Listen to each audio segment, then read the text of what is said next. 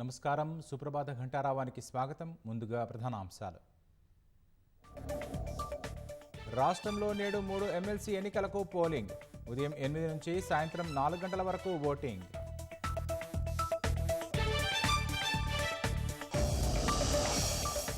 ఎస్ఎల్బీసీలో సహాయ చర్యలకు అడ్డొచ్చే ప్రతిదీ తొలగింపునకు నిర్ణయం. 2 రోజుల్లో ఆపరేషన్ పూర్తి చేసేలా సర్కారు ప్రణాళిక.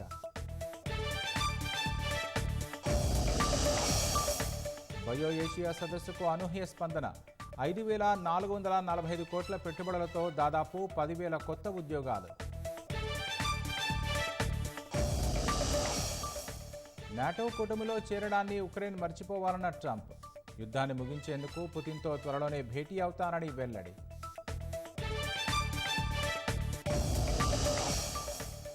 అత్యంత భక్తి శ్రద్ధలతో వైభవంగా శివరాత్రి ఉత్సవాలు.